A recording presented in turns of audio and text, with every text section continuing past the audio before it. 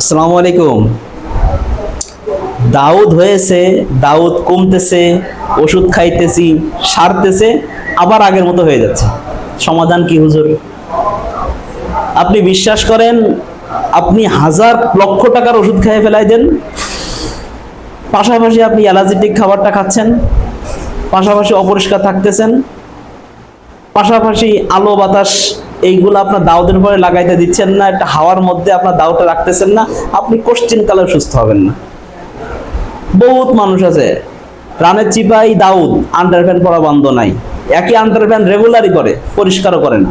তো দাউদ তো ভাই আপনারই হবে। অনেক মহিলা আছে কোমরে দাউদ, একাধিক একাধিক, কিন্তু নিজের কাপড়টা যে পরিষ্কার করতে হয়, একটা ঘাম হয়ে গেলে সেটা পরিবর্তন করতে হয়, এই ব্যাপারে আপনারা সচেতন না। তাহলে সেই ক্ষেত্রে তো অ্যালোপ্যাথি ওষুধ খান, আয়ুর্বেদিক ওষুধ খান, আর হোমিওপ্যাথি ওষুধ খান, লাখ টাকার ওষুধ খাইলেও আপনার দাউদ আপন অবস্থায় থাকবে, কারণ আপনি নিজেই অপরিষ্কার। এক আল্লাহর বান্দা যিনি এই কথাটা আমাকে বললো, হুজুর আমি এখন পরিষ্কার পরিচ্ছন্ন থাকি, আপনার ওষুধটা খেয়েছি এবং অ্যালার্জেটিক খাবার থেকে নিজেকে বাঁচায় রাখছি, এখন আমি পরিপূর্ণ সুস্থ। আমি বললাম যে অ্যালোপ্যাথি ওষুধ তো অনেক টাকা খাইছেন, আয়ুর্বেদিক ওষুধের উপরে বিশ্বাস আনার কারণ কি? ওনার কাছ থেকে শুনে নেন।